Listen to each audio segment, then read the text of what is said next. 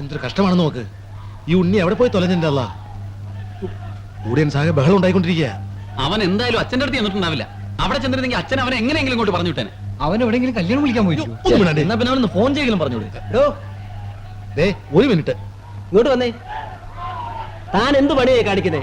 8 മണിക്ക് പരിപാടി തുടങ്ങാമെന്ന് പറഞ്ഞിട്ട് ഇപ്പൊ മണി 9 ആയല്ലേ. ഒരു ആർട്ടിസ്റ്റ് എത്താനുണ്ട്, ഇപ്പൊ വരും. ഇത് വന്നപ്പോ മുതൽ പറയാൻ തുടങ്ങിയതാണല്ലോ. ഉള്ള ആൾക്കാരെ വെച്ച് തുടങ്ങണം. ബഹളം കേട്ടില്ലേ? നാട്ടുകാർ കസേര തല്ലി പൊളിക്കണം. നിങ്ങൾ ഇവിടെ കിടന്ന് ബഹളം വെച്ചിട്ട് ഒരു കാര്യമില്ല. നമുക്ക് ഉടനെ തുടങ്ങാം. ഞാനല്ലേ പറയുന്നത്, നിങ്ങൾ ചെല്ലേ. ചെന്നാട്ടെ. ശരി വാ ചെല്ലേ. സാബു താൻ എന്തുദ്ദേശാടോ പരിപാടി തുടങ്ങാന്ന് പറഞ്ഞേ? അവന്മാർ ഇവിടെ നിന്ന് എങ്ങനെയെങ്കിലും ഒഴിവാക്കണ്ടേ? ആകെ കുളമായി. ഫസ്റ്റ് ആയിട്ട് ഉണ്ണിയുടെ പൊട്ടൻ നമ്പറുകളാ. അത് ആദ്യം ഇട്ടാലേ ഓഡിയൻസിനെ കയ്യിലെടുക്കാൻ പറ്റുള്ളൂ. അവൻ വരാതെ എന്ത് ചെയ്യാൻ പറ്റും? മോട്ടി താങ്ങി വന്നേ. ഇന്ന് അവന് പകരം താൻ കയറി. അയ്യോ ഞാനില്ല, ഞാൻ കേറിയാൽ ശരിയാവില്ല. എടോ താൻ കുറെ കാലമല്ലേ ഇത് കാണാൻ തുടങ്ങിയിട്ട്. ഈ ഒരു ഐറ്റം മാത്രം ചെയ്താൽ മതി. ബാക്കി ഞങ്ങൾ എങ്ങനെയെങ്കിലും മാനേജ് ചെയ്തോളാം. വേണം ധൈര്യത്തിൽ സ്മോൾ അടിച്ചോ. സ്മോൾ വേണം ഞാൻ അടിക്കാം, പക്ഷെ ശരി കളഞ്ഞാലില്ല. തമാശ പറയാ, ചുമ്മാ വേഗം റെഡിയാക്കി. സഹൃദയരെ, അല്പം വൈകിട്ടാണെങ്കിലും കലാദർശനയുടെ മിംസ് പരേഡ് ആരംഭിക്കുകയാണ്. ഇതാ, സംസാരിക്കാൻ കഴിയാത്ത ഒരാൾ ഡോക്ടറോട് രോഗവിവരങ്ങൾ എങ്ങനെ പറഞ്ഞു മനസ്സിലാക്കുന്നു എന്ന് നോക്കാം.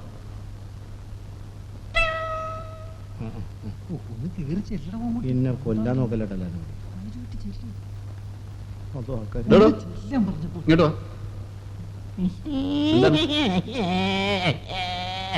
തന്റെ പേരെന്താണ്?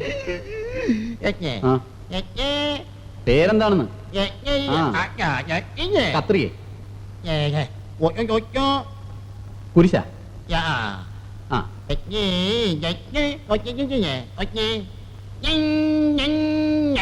ഓ മണി. എന്താണ് തന്റെ അസുഖം? അസുഖം എന്താണെന്ന് പറയടോ.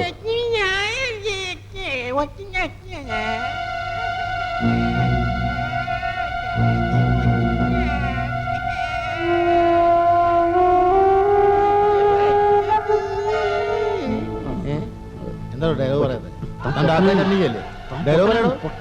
പൊട്ടത്തിന്റെ അപ്പൻ കളിക്കല്ലേട്ടോ. അത് എന്നെ വെറുതെ ആവശ്യമില്ലാണ്ട് സ്റ്റേജിൽ കയറ്റിട്ട് പിന്നെ എന്തേത്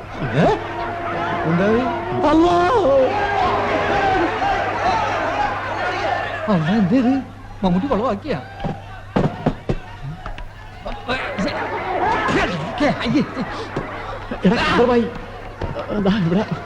എവിടെ? മുമ്പത്തെ നിലയിൽ ഇരിപ്പുണ്ട്.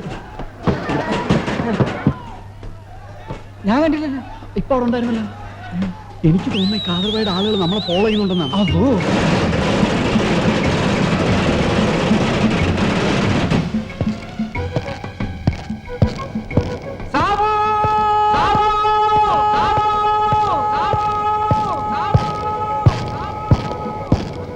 സാബു, നമ്മളെ പാവ കാണാനില്ല. നീ എന്തായി പറയുന്നത്? നമ്മളെ ഒളിപ്പിച്ചു വെച്ച് പാവ കാണാനില്ലെന്ന്. നീ അവിടേക്ക് ശരിക്കും നോക്കിയോ? അവിടെ എല്ലാം നോക്കി, എവിടെയില്ല. പിന്നെ അവിടെ പോയി. നമുക്ക് 6 പേർക്കും അല്ലാതെ വേറെ ആർക്കും അറിയില്ലല്ലോ. നമുക്ക് 6 പേർക്കും അറിയാമല്ലോ. 6 പേരിൽ ഒരാൾ ഇവിടെ ഇല്ലാത്ത സ്ഥിതിക്ക് നീ ഉണ്ണിയെ ഉദ്ദേശിച്ചായിരിക്കും പറയുന്നത്. ആ ഉണ്ണി ഉദ്ദേശം തന്നെയാണ്. എടാ ജിമ്മി, നീ ഒന്നും തർക്കമൊന്നും വേണ്ട. നമുക്ക് ഉണ്ണിയുടെ വീട് അന്വേഷിക്കാം.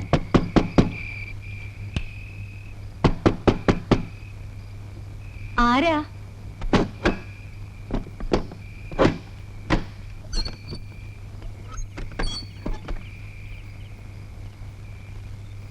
എന്താ എല്ലാരും കൂടി?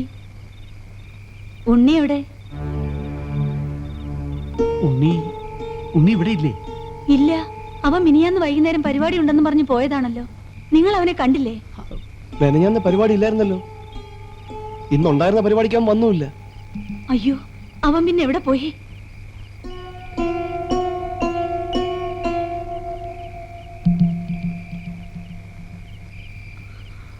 പത്താം തീയതി ഇവരുടെ കല്യാണോ? ഒന്നും അടുപ്പിച്ചിട്ടില്ല. എന്റെ മോൻ എന്തു പറ്റി? അയ്യോ അമ്മച്ചി, അവൻ അത്യാവശ്യമായിട്ട് എവിടെയെങ്കിലും പോയതായിരിക്കും അല്ലേ? ആ, ഞങ്ങൾ പോയെന്ന് അന്വേഷിച്ചിട്ട് വരാം. പെങ്ങളെ കെട്ടിക്കാൻ നിവർത്തിയില്ലെന്ന് കരുതി എന്റെ മോൻ എന്തെങ്കിലും ബുദ്ധിമോശം കാണിച്ചു കാണുമോ ദൈവമേ? ലതേ, ഇവിടെ ആകെ പ്രോബ്ലമാ. ഉടനെ തന്നെ അപ്പച്ചൻ എന്നെ ആർക്കെങ്കിലും കെട്ടിച്ചു കൊടുക്കുമെന്ന് തോന്നുന്നത്. എങ്ങനെയെങ്കിലും സാബുവിനെ ഒന്ന് കാണണം പ്ലീസ്. ലത, എനിക്ക് വേണ്ടി ഒന്ന് ഹെൽപ്പ് ചെയ്യണം. നീ ധൈര്യമായിരിക്കെ, ഒന്നും സംഭവിക്കില്ല. സാബുവിനെ ഞാൻ ഇന്ന് തന്നെ കാണാം.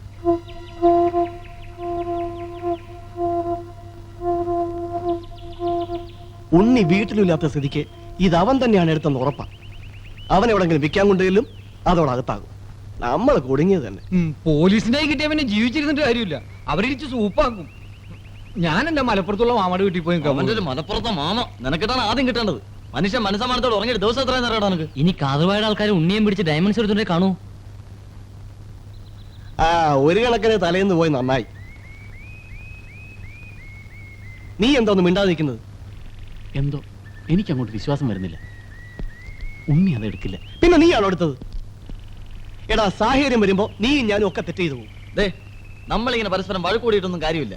ഇത് ആരാണ് കൊണ്ടുപോയിരിക്കുന്നത് അറിയാൻ ഒരു വഴിയുണ്ട്. എന്തു വഴി?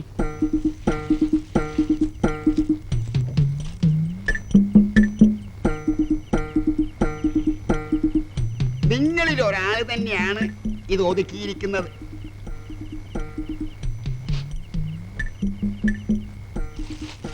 ഒരു മംഗളകർമ്മത്തിന് വേണ്ടി എന്നാണ് പ്രശ്നത്തിൽ പറയുന്നത്. മംഗളം ഭവന്തു. ആരാ എടുത്തെന്നറിയാൻ പറ്റുമോ കണിയരെ? പറയാം.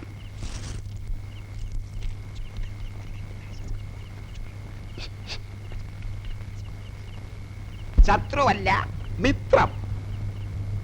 സഹപാഠിയാകാം, സതീർത്ഥനാകാം, സഹപ്രവർത്തകനാകാം.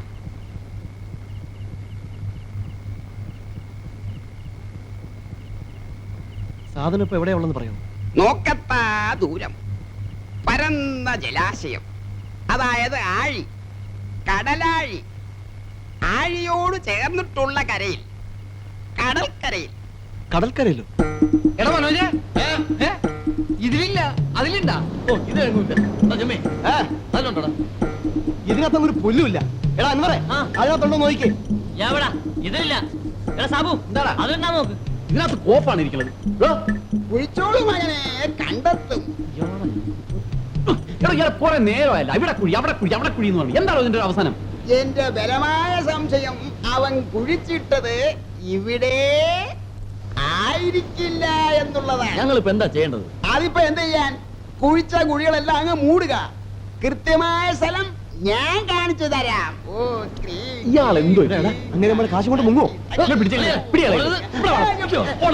അണിയാനെ ഇങ്ങോട്ട് നടക്കൂ.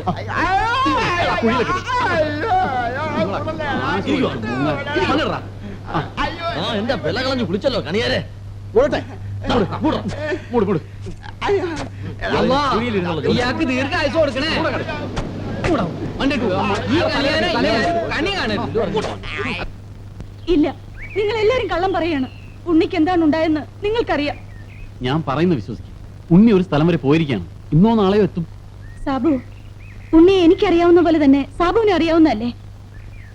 സ്വന്തം സഹോദരിയുടെ കല്യാണത്തിന് വന്നു ചേരാത്ത ഉണ്ണിയെ കുറിച്ച് സാബു ഒരു നിമിഷമെങ്കിലും ചിന്തിച്ചിട്ടുണ്ടോ? അല്ല, അത് ഞാൻ ഒരു സുഹൃത്ത് ബന്ധത്തിന്റെ ആഴം ഇത്രയേ ഉള്ളൂ എന്ന് ഞാൻ കരുതിയില്ല. നോ, ലത കരുതുന്ന പോലെയല്ല. നടന്നത് എന്താണെന്ന് അറിയുമ്പോൾ ഉണ്ടാകാവുന്ന ലതയുടെ ഷോക്ക് എനിക്കറിയാവുന്നതുകൊണ്ടാണ് ഞാൻ പറയാത്തത്. പക്ഷെ ഇപ്പോ നിങ്ങൾക്ക് ഇത് കിട്ടിയിട്ട് എന്തുകൊണ്ട് എന്നോട് ഇതുവരെ പറഞ്ഞില്ല? അല്ല,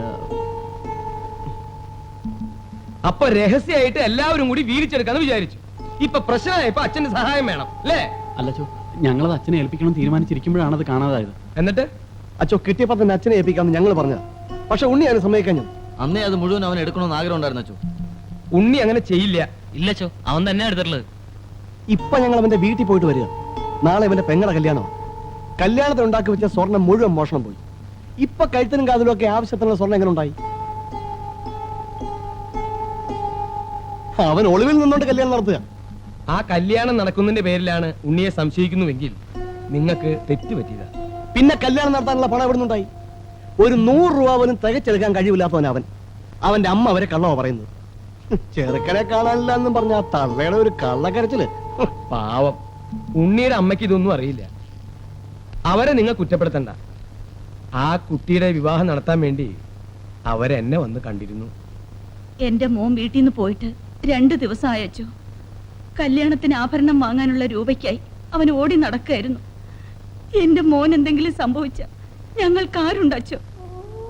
അവനൊന്നും സംഭവിക്കില്ല. നിങ്ങൾ കരയാതിരിക്കെ, അവൻ വരും. മറ്റന്നാളാണച്ചോ കല്യാണം. നടന്നില്ലെങ്കിൽ ഞങ്ങൾ എങ്ങനെ നാട്ടുകാരുടെ മുഖത്ത് നോക്കും? ഞാനും എന്റെ 3 പെമ്മക്കളും എന്തെങ്കിലും മേടിച്ചെന്ന് ചാവ് വെച്ചോ. നിങ്ങൾ അവിവേകം ഒന്നും കാണിക്കരുത്. സമാധാനമായിട്ട് വീട്ടിലേക്ക് പൊക്കോളൂ.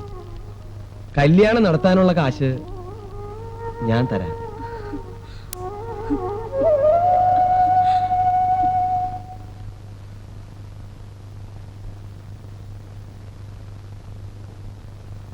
അപ്പൊ ഉണ്ണി അവിടെ പോയി? കല്യാണാവശ്യത്തിനല്ലാതെ അവനത് എടുക്കുമെന്ന് തോന്നുന്നില്ല. ഉണ്ണിക്ക് എന്തെങ്കിലും അപകടം സംഭവിച്ചാണോ? ചിലപ്പോ കാർബൈഡ് ആൾക്കാർ അവനെ പിടിച്ചോണ്ട് പോയിട്ടുണ്ടാവും. കാദർബായും ഒരു കാസർഗോഡും. നിങ്ങൾ അത് ഇതൊന്നും പറയണ്ട. അവൻ എന്തെങ്കിലും സംഭവിച്ചിട്ടുണ്ടെങ്കിൽ അതിന്റെ പരിപൂർണ ഉത്തരവാദിത്തം നിങ്ങൾക്കാ. അച്ഛോ അത് ഞങ്ങള് വേണ്ട, ഒന്നും പറയണ്ട. നീ പോയി ഉണ്ണിയുടെ അമ്മയെ വിളിച്ചോണ്ട് പോവാ. ഇനി അവരെ പറഞ്ഞ് സമാധാനിപ്പിക്കണല്ലോ കർത്താവേ. പോണ വഴിക്ക് ആ താണ്ടമ്മോട് ഇങ്ങനെ ഇരുന്നോളാൻ പറ. വർഷങ്ങളായിട്ട് നല്ല നിലയിൽ നടന്നു പോന്നിരുന്ന സ്ഥാപനമായത്. കള്ളക്കടത്ത് സാധനങ്ങൾ കൂച്ചിലുള്ള സ്ഥലം ഇത്.